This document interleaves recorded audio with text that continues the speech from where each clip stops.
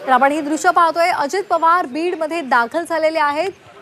बीडमध्ये आज विविध कार्यक्रम होणार आहेत, तसंच बैठक सुद्धा बोलवण्यात आलेली आहे आणि त्यासाठी अजित पवार बीडमध्ये दाखल झालेले आहेत।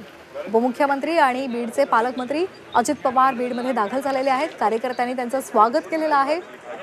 विविध उपक्रम आणि कार्यक्रमांचा आयोजन आज करण्यात आलेलं आहे आणि त्याचबरोबर बैठकीचं सुद्धा आयोजन करण्यात आलेलं आहे। या बैठकीला धनंजय मुंडे उपस्थित राहणार नाहीयेत।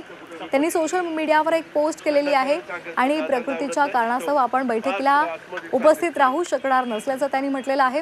मात्र पर्यावरण मंत्री पंकजा मुंडे या बैठकीला उपस्थित राहणार आहेत। आपण पाहतोय सकाळपासूनच आता बीड जिल्ह्याच्या दौऱ्यावर उपमुख्यमंत्री अजित पवार आहेत।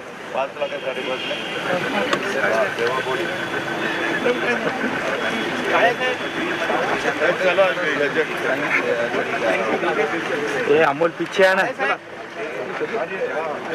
SP SP collector CO mobile आयुक्त विभागीय आयुक्त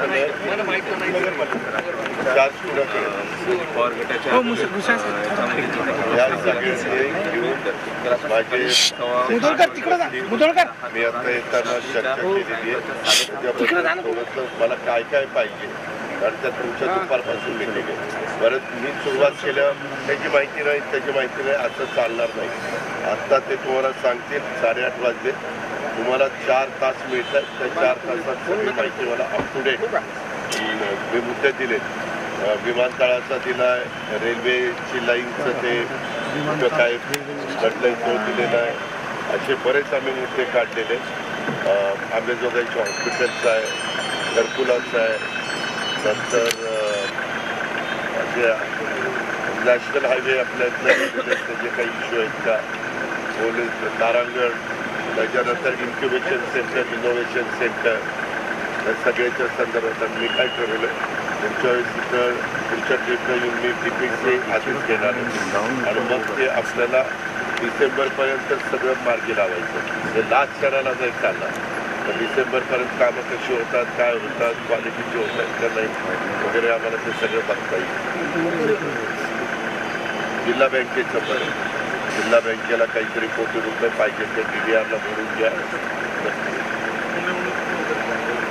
नाही जे काय आहे ते तुम्ही घ्या। ओके थँक्यू जय हिंद। मला मिळालं ते रात्री।